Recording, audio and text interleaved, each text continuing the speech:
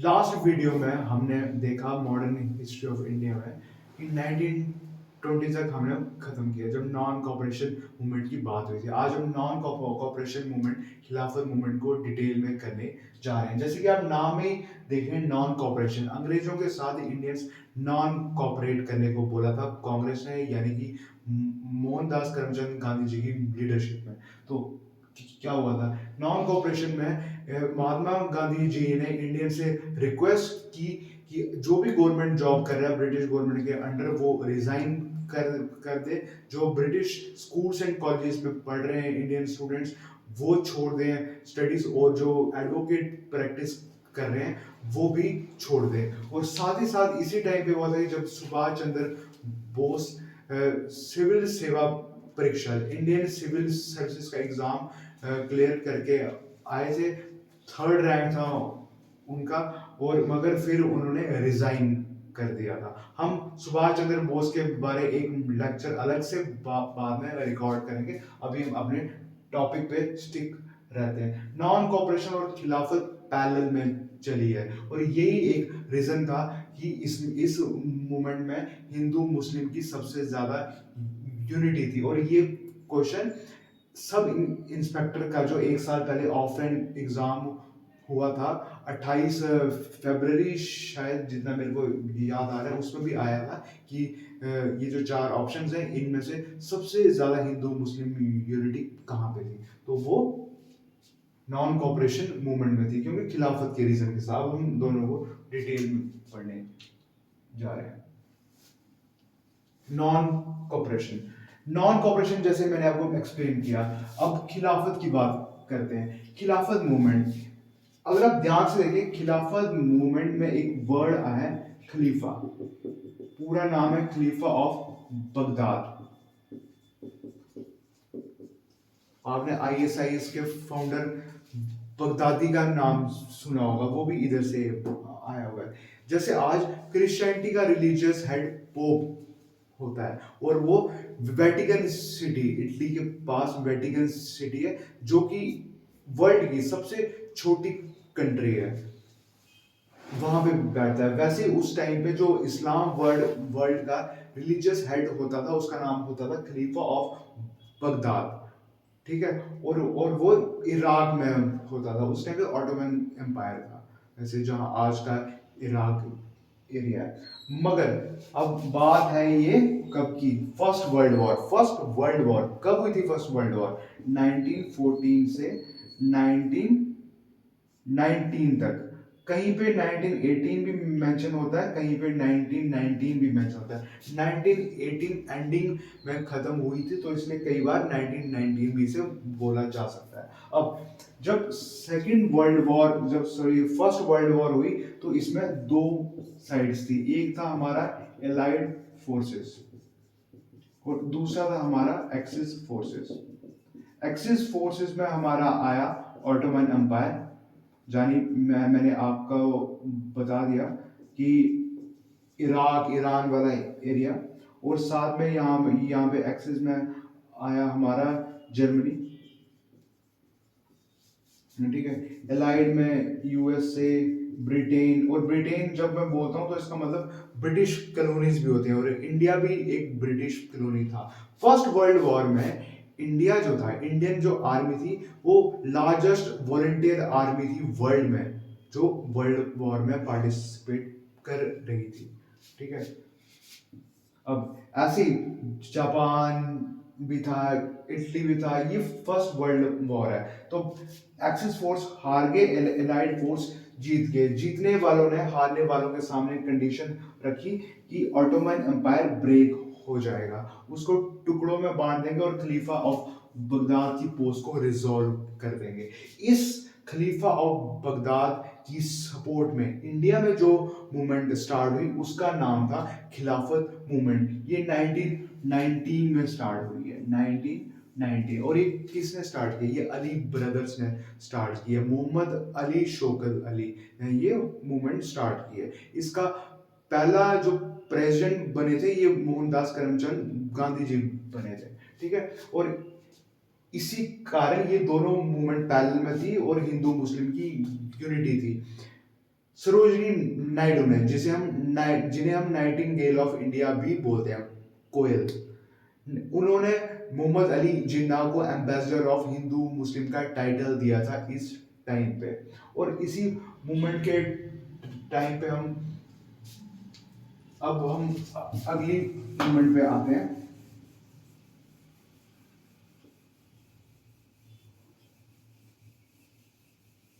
अब शायद मैंने बंगाल का पार्टीशन करवा दिया हुआ है, मेरे को भी याद है नहीं, फिर भी मैं थोड़ा सा ओवरव्यू देता हूँ। 1905 1905 में बंगाल का पार्टीशन हुआ। बंगाल के दो हिस्से हुए, ईस्ट बंगाल और वेस्ट बंगाल। तो ईस्ट बंगाल, आज हम जिसे बांग्लादेश के नाम से जाना जाता है, ये पहले ईस्ट पाकिस्तान इसे बोला जाता था। मगर 1971 वॉर, जो कि इंडिया और पाकिस्तान के बीच में हुई और जिसे बांग्लादेश लिबरेशन वॉर बोला जाता है, वहां से 1971 में ये जो हमारा ईस्ट बंगाल एक टाइम पे था, बाद में जो ईस्ट पाकिस्तान के नाम से जाना गया, ये बांग्लादेश नाम की सेपरेट कंट्री बन गई, जिसके पहले प्राइम मिनिस्टर बने मुजीबुर रहमान। ठीक है। मुक्ति वाहिनी नाम की उनकी एक ऑर्गेनाइजेशन थी। अगर आपको इसके बारे में जानना है हमें बताइए, हम एक सेपरेट इंटरेस्टिंग वीडियो बनाएंगे बांग्लादेश के ऊपर। ठीक है। अब 1906 में एक और इंटरेस्टिंग चीज हुई थी, मुस्लिम लीग बनी थी। 1906 1906 में मुस्लिम लीग कहाँ पे बनी थी? ढाका में बनी थी। किसने बनाई थी? नवाब सलीमुल्लाह, जो नवाब ऑफ ढाका थे, और आगा खान, इन दोनों ने मिलकर मुस्लिम लीग बनाई 1906 में। अब 1909 में मौले मिंटो रिफॉर्म आया। ये नाम देखना, मौले मिंटो। मिंटो मौले जो है, ये secretary of state of India था। सेक्रेटरी ऑफ स्टेट होता है एक ब्रिटिश एमपी था, जिसे इंडिया का इंचार्ज बनाया गया था। ये लंदन में ही बैठता था। और दूसरा, मौले सेक्रेटरी ऑफ स्टेट, और मिंटो हो गया वाइस रॉय इंडिया का। ठीक है। वाइस रॉय इंडिया के थे, और इस टाइम पे मुस्लिम लीग ने सेपरेट इलेक्टोरेट की मांग की, और अंग्रेजों ने फटाफट इनकी बात मान ली, और 1909 मौले मिंटो रिफॉर्म में सेपरेट इलेक्टोरेट फॉर मुस्लिम्स को अप्रूव कर लिया। इसके पीछे अंग्रेजों की विजन थी कि डिवीजन क्रिएट करने की, हिंदू और मुस्लिम में डिवाइड एंड रूल पॉलिटिक्स की शुरुआत बोल सकते हैं। ठीक है। सेपरेट इलेक्टोरेट का क्या मतलब होता है? सेपरेट इलेक्टोरेट होता है, मान लो अगर मुस्लिम कैंडिडेट कहीं से खड़ा हो रहा है इलेक्शन में, तो उसे जो वोट देंगे वो सिर्फ मुस्लिम कैंडिडेट ही दे पाएंगे। ये एक बहुत बड़ा ड्रॉबैक साबित हुआ इंडियन पॉलिटिक्स में, और यहीं पे पाकिस्तान के बीज बन के ये उभरा था, जिसके कारण बाद में पाकिस्तान जैसी स्टेट, अलग कंट्री बन गई थी। ठीक है। अब 1919 में मौले मिंटो रिफॉर्म भी हुआ। मौले मिंटो नहीं, मोंटेग्यू चैम्सफोर्ड रिफॉर्म हुआ। मोंटेग्यू सेक्रेटरी ऑफ स्टेट थे, और चैम्सफोर्ड जो थे वो गवर्नर जनरल थे, जिसे वाइस रॉय, पूरी पोस्ट का नाम governor general and vice Roy है। अब खिलाफत मूवमेंट किया, अब बात करते हैं सिविल डिसओबीडियंस मूवमेंट की,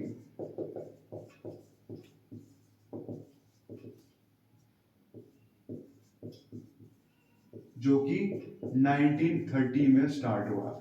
सिविल डिसओबीडियंस मूवमेंट किस मूवमेंट से स्टार्ट हुआ? ये स्टार्ट हुआ डांडी मार्च से। डांडी मार्च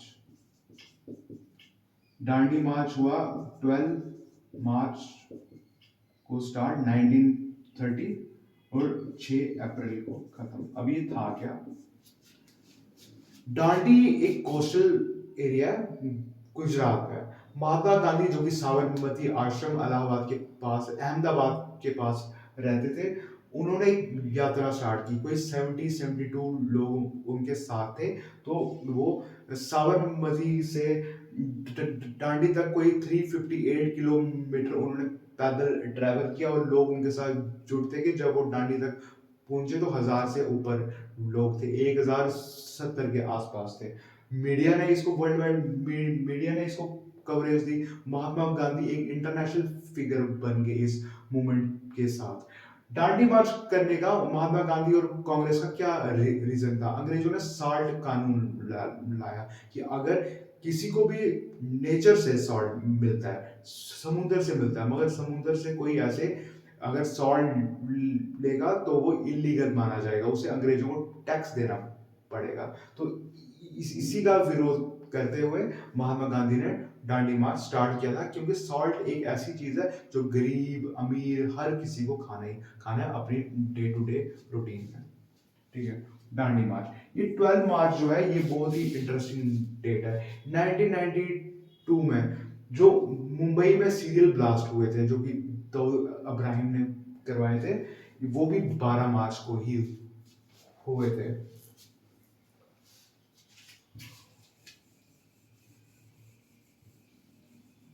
अब सिविल डिसओबीडियंस मूवमेंट फेल होने के बाद राउंड टेबल कॉन्फ्रेंसेस हुई। सबसे पहले तो गांधी इरविन पैक्ट साइन हुआ। इरविन जो कि उस टाइम वाइस रॉय था, और ये मैं आपको इंटरेस्टिंग चीज बता दूं, जो आज दिल्ली में आप देखते हैं हमारा राष्ट्रपति भवन है, ये अंग्रेजों ने अपने वाइस रॉय के लिए बनाया था, और सबसे पहला वाइस रॉय जो उधर पे रहा था वो इरविन ही था। ये जो राष्ट्रपति भवन है ये कौन सी हिल्स में है? ये रायसेना हिल्स पे है, जो कि अरावली का पार्ट है। और इसे किसने डिजाइन किया है? जो आप पार्लियामेंट देखते हो, इंडिया गेट देखते हो, मतलब देखा जाए तो ये दिल्ली किसने डिजाइन किया हुआ है? ये एडवर्ड ल्यूटेन नाम का एक अंग्रेज आर्किटेक्ट था, उसने डिजाइन किया हुआ है। ऐसे चंडीगढ़ को ली कॉर्बूजियर ने डिजाइन किया हुआ है। अब गांधी इरविन पैक्ट साइन होने के बाद 3 राउंड टेबल कॉन्फ्रेंसेस हुई, फर्स्ट, सेकंड, थर्ड। ये आपने स्कूल टाइम में भी इसका नाम सुना होगा, राउंड टेबल कॉन्फ्रेंस का, जो कि 1930 से 32 के बीच में हुई। कांग्रेस ने first round table conference attend नहीं की, क्योंकि वो उस टाइम पे सिविल डिसओबीडियंस मूवमेंट कर रही थी, और कांग्रेस ने थर्ड भी अटेंड नहीं की। कांग्रेस ने सिर्फ second round table conference attend की। अब एग्जाम में पहले तो ये आ सकता है कि ये राउंड टेबल कॉन्फ्रेंस कहाँ पे हुई? ये इंग्लैंड, ब्रिटेन, लंदन में हुई है। ठीक है, क्योंकि अंग्रेजों का हेड क्वार्टर जो था, अंग्रेजों की जो गवर्नमेंट थी वो लंदन में ही थी। और इस टाइम पे ब्रिटेन का प्राइम मिनिस्टर कौन था, या बोल सकते हैं कि राउंड टेबल कॉन्फ्रेंसेस का प्रेसिडेंट कौन था? वो था राम से मैकडोनल्ड, ये उसका नाम है। तो मैं तो इसे ऐसे स्टूडेंट्स को बताता हूँ कि अगर हम किसी का नाम है राम और उन्होंने बोला है, वो बोलेंगे कि हमने मैकडोनल्ड जाना है, तो राम से मैकडोनल्ड। ठीक है, अब आता है ये कहाँ पे हुई है एग्जैक्टली? जेम्स पैलेस, जो इंग्लैंड के राजा रानी का पैलेस है, जेम्स पैलेस। और इस टाइम पे ब्रिटेन का किंग कौन था? जॉर्ज पंचम, जॉर्ज फिफ्थ जो था, वो इस टाइम पे इंग्लैंड का किंग हुआ करता था। अब सबसे इंपॉर्टेंट क्वेश्चन इसमें से आता है, इकलौता इंसान, इकलौता इंडियन कौन था जिसने तीनों राउंड टेबल कॉन्फ्रेंसेस अटेंड की है इंडियन पॉलिटिकल फिगर में से? वो थे doctor B R Ambedkar. Doctor B R Ambedkar जो कि पहले हमारे कानून मंत्री भी थे, first law minister of India, और साथ ही साथ कॉन्स्टिट्यूएंट असेंबली जिसके अंडर एक ड्राफ्टिंग कमेटी बनी थी, वो ड्राफ्टिंग कमेटी के अध्यक्ष, और ड्राफ्टिंग कमेटी ही वो कमेटी है जिसने हमारा कॉन्स्टिट्यूशन फ्रेम किया था। 7 मेंबर थे उसमें से। बी आर अम्बेडकर ने तीनों राउंड टेबल कॉन्फ्रेंसेस अटेंड की। और इकलौती पॉलिटिकल पार्टी कौन सी थी जिसने तीनों राउंड टेबल कॉन्फ्रेंसेस अटेंड की? वो थी मुस्लिम लीग। अब जैसे ही ये 3 राउंड टेबल कॉन्फ्रेंसेस खत्म हुई, उसके बाद पूना पैक्ट साइन होता है, जहां से रिजर्वेशन, जो आप कैटेगरी सिस्टम आज देखते हैं, तो इनडायरेक्टली उसकी शुरुआत उधर से हुई थी, पूना पैक्ट से। पूना पैक्ट,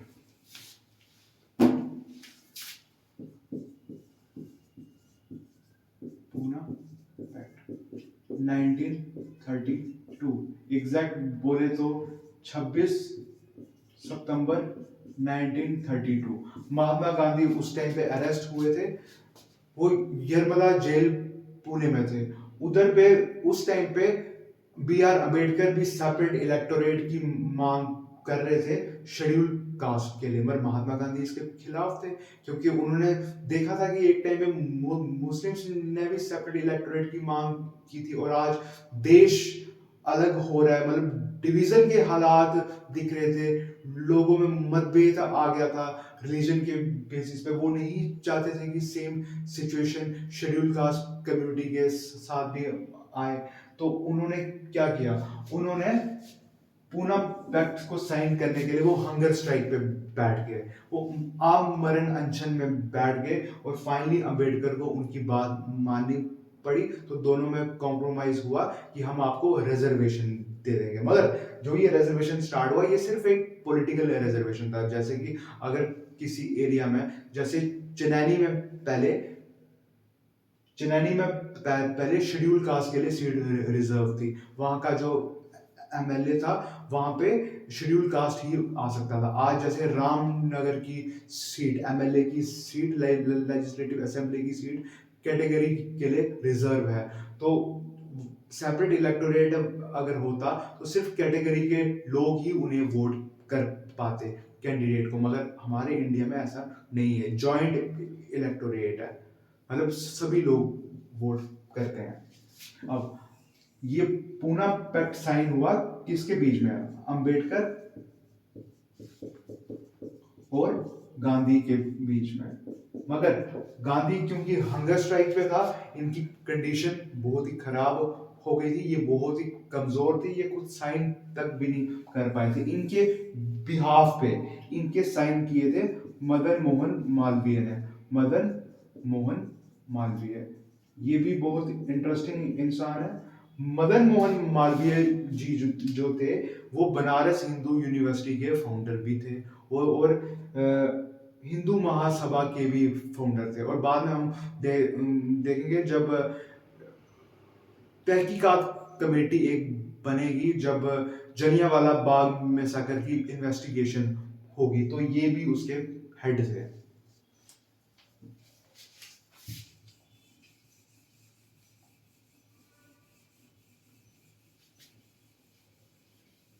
अब एक क्वेश्चन आता है एग्जाम में, ज्यादातर वो पॉलिटिकल साइंस में बोला जा सकता है, पॉलिटी में, वो है कि largest source of Indian constitution क्या है। वो है 1935 गवर्नमेंट ऑफ इंडिया एक्ट, जहां से हमारे कॉन्स्टिट्यूशन के मैक्सिमम चीजें उधर से उठाई गई हैं, मगर हम उसके बारे में ज्यादा डिटेल करेंगे जब हम हिस्ट्री खत्म होने के बाद पॉलिटी में आएंगे। फिर होता है 1938। 1938 को कांग्रेस का हरिपुर सेशन हुआ था, हरिपुर सेशन, जहां पे सुभाष चंद्र बोस पहली बार कांग्रेस के प्रेसिडेंट इलेक्ट हुए थे। मैंने को बताया था कि हर साल इलेक्शन हुआ करती थी कांग्रेस में इंटरनली। फिर 1939 में महात्मा गांधी सपोर्ट कर रहे थे अपने कैंडिडेट पट्टाभी सीतारमैया को,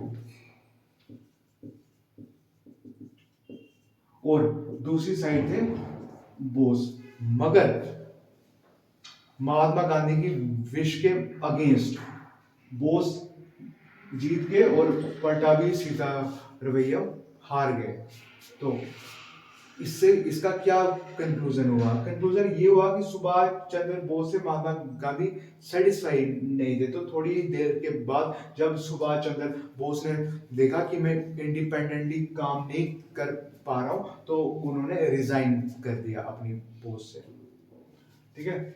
फिर उन्होंने जब कांग्रेस छोड़ दी तो 1939-40 में उन्होंने ऑल इंडिया फॉरवर्ड ब्लॉक नाम की पॉलिटिकल पार्टी बनाई। ऑल इंडिया फॉरवर्ड ब्लॉक का फाउंडर कौन, सुभाष चंद्र बोस।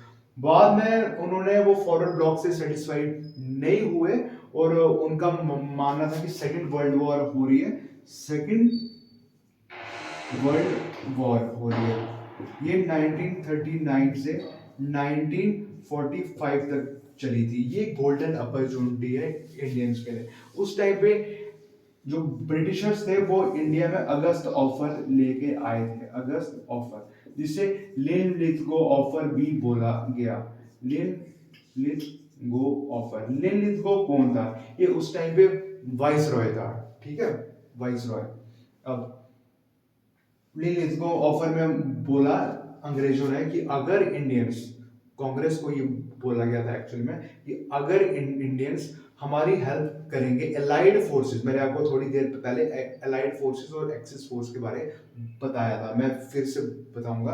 अगर हमारी साइड से वर्ल्ड वॉर में फाइट करेंगे, इसके बदले हम आपको आजादी तो नहीं, डोमिनियन स्टेटस देंगे। डोमिनियन स्टेटस को समझने के लिए आप समझ लें, जैसे जम्मू कश्मीर जो है, जम्मू कश्मीर का जो एक स्टेटस है, एक मतलब वो आजाद तो है, पर वो इंडिया, पर वो सेंट्रल गवर्नमेंट के पूरा पूरा इंडिपेंडेंट नहीं है। जैसे हमारे जम्मू कश्मीर की अपनी मिलिट्री नहीं है, जम्मू कश्मीर का कोई अलग से रेलवे नहीं है, जम्मू कश्मीर का कोई एक्सटर्नल अफेयर फॉरेन मिनिस्ट्री नहीं है। ये पूरे इंडियन नेशनल लेवल पे होता है, मगर जो JNK वो इंटरनली आजाद है। अब तो चलो वो यूनियन टेरिटरी है, तो वो तो डायरेक्ट सेंटर के कंट्रोल में, एक नॉर्मल स्टेट की बात कर रहा हूँ, ये डोमिनियन स्टेटस होता है। मगर इंडियंस ने इसे रिजेक्ट मार दिया अगस्त ऑफर को, क्योंकि इंडियंस को अगस्त और इंडियंस को डोमिनियन स्टेटस नहीं बल्कि पूरी आज़ादी चाहिए थी। बाद में 1942 में क्रिप्स मिशन आया। क्रिप्स क्रिप्स जो थे, ये ब्रिटेन के अपोजिशन के MP थे, और विंस्टन चर्चिल उस टाइम पे प्राइम मिनिस्टर थे। तो उन्होंने अपोजिशन के MP को भेजा इंडिया में कि इंडियंस को कन्विंस करो कि वर्ल्ड वॉर में हमारे साथ आए।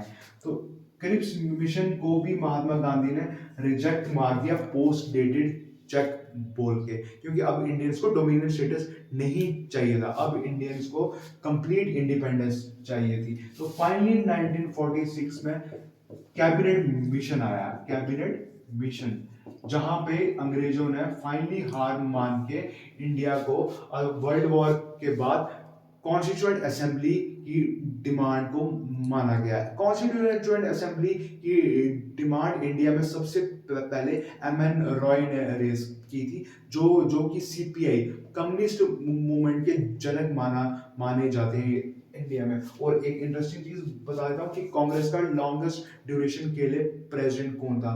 वो 1940 में इलेक्ट हुए थे, मौलाना अबुल कलाम आजाद, जो कि हमारे पहले इंडिपेंडेंट इंडिया के एजुकेशन मिनिस्टर भी थे। 11 नवंबर को उनका बर्थडे आता है, जो नेशनल एजुकेशन डे के रूप में इंडिया में सेलिब्रेट होता है। 1940 में जब वो इलेक्ट हुए, फिर तो वर्ल्ड वॉर के कारण कांग्रेस में इंटरनल इलेक्शन नहीं हो पाई, तो 1945 से लेके 1940 से लेके 45 तक वही प्रेसिडेंट रहे थे, जिसके कारण वो लॉन्गेस्ट ड्यूरेशन प्रेसिडेंट हुए।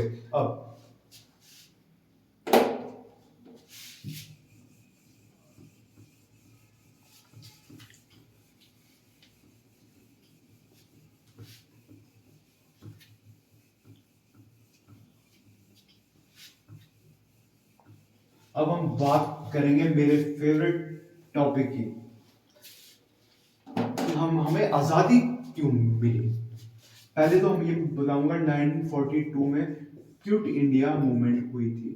क्विट इंडिया मूवमेंट, जिसे भारत छोड़ो आंदोलन भी बोला गया, इसी का दूसरा नाम है 12 और मूवमेंट, 0 और मूवमेंट, वर्धा वर्धा मूवमेंट और leaderless movement.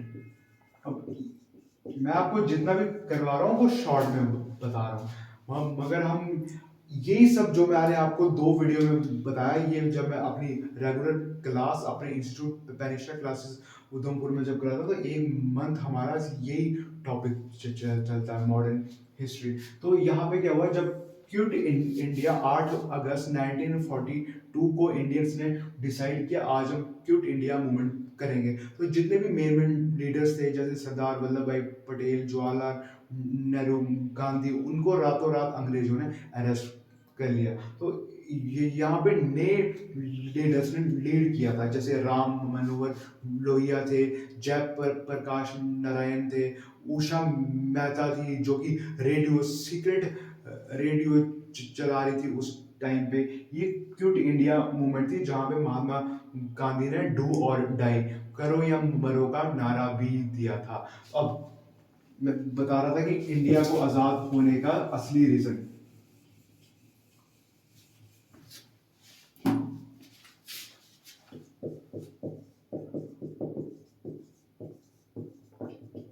Indian national army,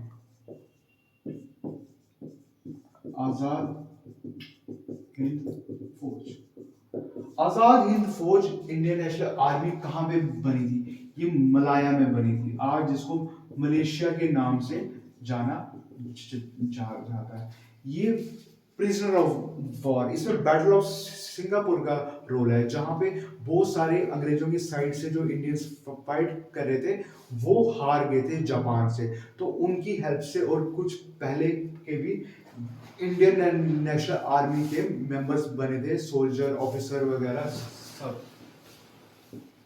ठीक है, अब इंडियन नेशनल आर्मी का फाउंडर किसे माना जाता है? ये लोग गलती करते हैं, सुभाष चंद्र बोस बोलते हैं, मगर था कैप्टन मोहन सिंह। और एक और इंसान है जिसका रोल आता है कैप्टन मोहन सिंह के साथ, रास बिहारी बोस। ये वही रास बिहारी बोस है जो 1912 में जब कोलकाता से दिल्ली कैपिटल ट्रांसफर हुई थी, तो लॉर्ड हार्डिंग, लॉर्ड नहीं बोलूंगा मैं, हार्डिंग जो था वो उस टाइम पे वाइसरॉय था, उस पे इन्होंने हाथी पे वो जा रहे थे, उस एक ब्लास्ट किया था जहां पे चांदनी चौक में आज एसबीआई का ऑफिस है, तो उधर पे ब्लास्ट किया था। इससे हार्डिंग को मारने की कोशिश की थी, मगर जिसमें वो फेल हो गए थे। फिर इनको ये इंडिया छोड़ के भागे और जापान में चले गए थे, वहां भी ये इंडिया को आजाद करने के लिए रेगुलर अटेम्प्ट करते रहे। साथ में इन्होंने एक बड़ी इंटरेस्टिंग चीज की, वहां पे जापान कड़ी की रेसिपी इंट्रोड्यूस की। इनकी मैरिज हुई जापान के फेमस रेस्टोरेंट ओनर की बेटी से, और जहां पे आज भी जापान में जो इंडियन कड़ी है वो बहुत फेमस है। आप यूट्यूब पे उसकी वीडियो देख सकते हैं अगर आपको इस चीज में इंटरेस्ट है। अब कैप्टन मोहन सिंह ने तो आजाद हिंद फौज स्टार्ट की, मगर वो इतनी कैपेबल नहीं थी उस टाइम पे। इन्हें सही लीडर मिला सुभाष चंद्र बोस के रूप में, सुभाष चंद्र बोस। सुभाष चंद्र बोस जिन्हें 1940 के बाद ब्रिटिशर्स ने हाउस अरेस्ट किया था, वो पठान का बेस, गूंगे पठान का बेस बदल के वो अंग्रेजों के को चकमा देके वो काबुल के रास्ते वो अफगानिस्तान वगैरह, फिर इटली का एम्बेसडर बन के, फिर जर्मनी में हिटलर से मिले। जर्मनी में जब हिटलर से मिले तो हिटलर और वहाँ के प्रिजनर ऑफ वॉर्स ने इन्हें नेताजी की उपाधि दी। फिर हिटलर ने इन्हें बोला कि आप, जर्मनी आपकी इतनी हेल्प नहीं कर पाएगा, क्योंकि उस टाइम पे जर्मनी ने भी रशिया पे अटैक कर दिया था, और जर्मनी रशिया पे अगर अटैक करेगा तो जर्मन आर्मी यानी कि प्रिजनर ऑफ वॉर जो कि इंडियंस थे, उनकी आर्मी इंडिया कैसे पहुंच पाएगी लैंड रूट से। उन्होंने बोला कि आप जापान की हेल्प से ट्राई कीजिए। तो हिटलर ने अपनी सबमरीन जो कि समुद्र के बीच चलती है वो सुभाष चंद्र बोस को दी, और सुभाष चंद्र बोस को लेके गए सिंगापुर में, वहां से वो गए जापान। मैं आपको एक और इंटरेस्टिंग चीज बता दूं कि सेकंड वर्ल्ड वॉर के टाइम पे सुभाष चंद्र बोस इकलौते सिविलियन है जिन्होंने सबमरीन में आधा वर्ल्ड ट्रेवल किया हुआ है। जर्मनी से जापान तक जाते जाते आधा वर्ल्ड ट्रेवल ऑटोमेटिकली हो जाता है। तो मैंने उनकी ऑटोबायोग्राफी पढ़ी है, एन इंडियन पिलग्रिम, और एक और है माई स्ट्रगल ऑफ इंडिपेंडेंस पे, वहां पे उन लिखा हुआ है आबिद हसन, जो कि कर्नल आबिद हसन उनके साथ ट्रेवल कर रहे थे, कि आलू, उबले हुए आलू खा खा के उन्होंने 6 महीने 4 महीने ट्रेवल किया था ये। और वो एक सबमरीन इतनी कंजेस्टेड थी, जैसे आप मूवीज में देखते हो ऐसा नहीं है, मतलब रात को सोने की भी पूरी स्पेस नहीं हुआ करती थी। अब आजाद हिंद फौज की बात हो रही है। आजाद हिंद फौज जो कि सेकेंड वर्ल्ड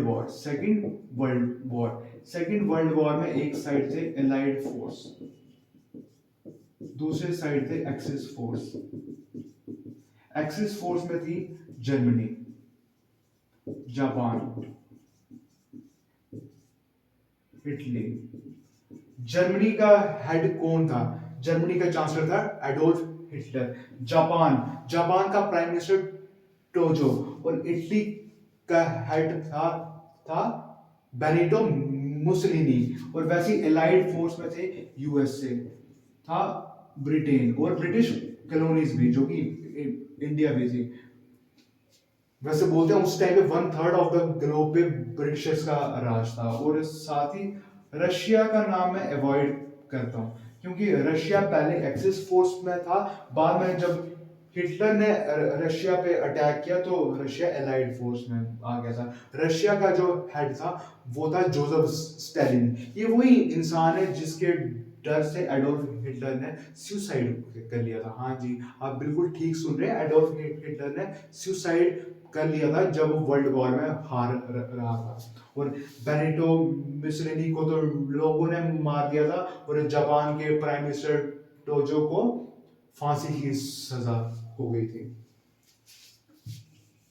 और जो आजाद हिंद फौज थी वो एक्सिस फोर की हेल्प से, आईएनए आजाद हिंद फौज, आईएनए जो थी वो एक्सिस फोर्स की साइड से फाइट कर रही थी। और जो इन ब्रिटिश इंडियन आर्मी थी, ब्रिटिश इंडियन आर्मी, जो कांग्रेस जिन सोल्जरों को बोली थी कि ब्रिटिशर्स की साइड से जाके फाइट करो, वो एलाइड फोर्सेस की साइड से फाइट कर रहे थे। मगर जैसा कि किस्मत को मंजूर था, एलाइड फोर्स जीत गई, एक्सिस फोर्स हार गई। आईएनए को देशद्रोही गद्दार का टाइटल मिल गया। बाद में ये हार गए तो इन्हें किसी ने आजादी के बाद इंडियन आर्मी में भी शामिल नहीं किया। इनके 3 ऑफिसर्स पे देशद्रोह का मुकदमा चलाया गया, जिसे रेड फोर्ट ट्रायल्स बोलते हैं। और रेड फोर्ट ट्रायल्स ही वो रीजन है जो देश की आजादी का सबसे बड़ा रीजन है। जैसे आपको पता है आप सबको कि 6 अगस्त 1945 पे हिरोशिमा पे अमेरिका ने अटैक किया। लिटिल बॉय नाम का एक एटॉमिक बम था, यूरेनियम 235, जिसमें एलिमेंट इस्तेमाल हुआ था रेडियो एक्टिव। ये उन्होंने हिरोशिमा पे अटैक किया। हिरोशिमा जो था वो एक इंडस्ट्रियल टाउन था। जापान के ऊपर जब अटैक हुआ तो वहां की इकोनॉमी गड़बड़ा गई। और वैसे ही 9 अगस्त 1945 को नागासाकी पे अटैक हुआ। नागासाकी आप समझ सकते हैं जैसे आज का विशाखापट्टनम है इंडिया का, मतलब कोस्टल सिटी जहां से बहुत इंपोर्ट एक्सपोर्ट होता है। तो जब इंडस्ट्रियल एरिया भी इफेक्ट हो गया, जब सी रूट भी इफेक्ट हो गया, तो जापान की इकोनॉमी में एक बहुत बड़ा ब्लो आ गया। और ये उस टाइम की बात है जब आजाद हिंद फौज बर्मा के रास्ते वो इंडिया में नॉर्थ ईस्ट में एंटर कर रही थी। आजाद हिंद फौज ने जापान की हेल्प से ये आर्मी बनी थी। अंडमान एंड निकोबार आइलैंड को भी आजाद करवा दिया था, वहां पे इंडियन फ्लैग फहरा दिया था। वैसे मैं बता दूं जो इंडियन फ्लैग है वो पिंगली वेंकैया नाम का इंसान है, उन्होंने डिजाइन करा हुआ है। अब आजाद हिंद फौज की इंटरेस्टिंग बात एक और है। आजाद हिंद फौज जो थी ये इसमें वर्ल्ड की पहली पहली female regiment, modern Indian army में पहली फीमेल रेजिमेंट इंट्रोड्यूस की थी सुभाष चंद्र बोस ने। और उसका नाम था रानी झांसी रेजिमेंट, जिसको लीड कर रहे थे कैप्टन लक्ष्मी स्वामीनाथन, जिनका जो एक डॉक्टर थे, मेडिकल डॉक्टर थे। मैरिज के बाद जिनका नाम हो गया था कैप्टन लक्ष्मी स्वामीनाथन। सैगल सैगल। अब आया रेड फोर्ट ट्रायल्स, ये हमारा आखिरी टॉपिक है इस वीडियो का।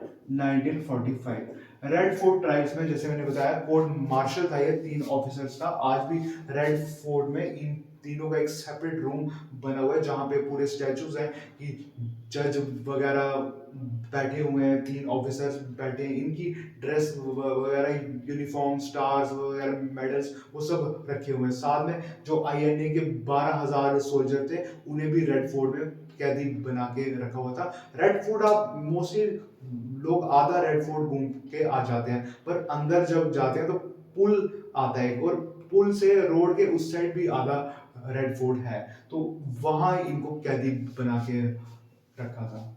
आजाद हिंद फौज का अपना बैंक भी था, अपनी आर्मी थी, अपनी गवर्नमेंट थी, अपना बड़ा कुछ, उनके पास पूरा प्लान इंफ्रास्ट्रक्चर था। एक जीनियस ही ऐसा ऐसा सिस्टम बना सकता है। रेड फोर्ट ट्रायल्स के 3 ऑफिसर्स थे, कैप्टन शाह नवाज खान जो बाद में आजाद हिंद फौज के मेजर जनरल तक बने और बाद में इंडिया कांग्रेस में आए तो स्पोर्ट्स मिनिस्टर भी रहे हुए हैं कैबिनेट के। शाहनवाज खान, पीके सहगल जिसे प्रेम कुमार सहगल भी बोलते हैं, और इन्हीं की मैरिज कैप्टन लक्ष्मी स्वामीनाथन से हुई थी जो कि रानी झांसी रेजिमेंट की कमांडिंग ऑफिसर थी। और तीसरा था गुरुबख्श सिंह ढिल्लोन।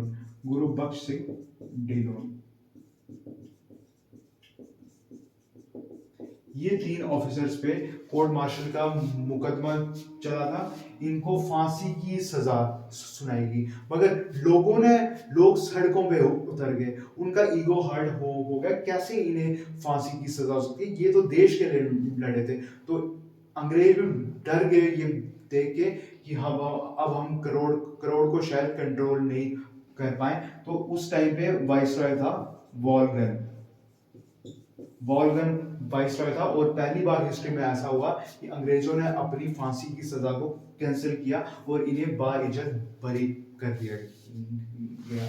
ये था हमारा रेड फोर्ट ट्रायल्स। एक इंटरेस्टिंग चीज बताता हूँ, एक बीबीसी के इंटरव्यू में क्लीमेंट एटली जो इंडियन इंडिपेंडेंस के टाइम पे ब्रिटेन के प्राइम मिनिस्टर थे, उन्होंने ये एडमिट किया हुआ है कि इंडिया को आजाद करने का रीजन सुभाष चंद्र बोस थे और रेड फोर्ट ट्रायल्स था। Thank you.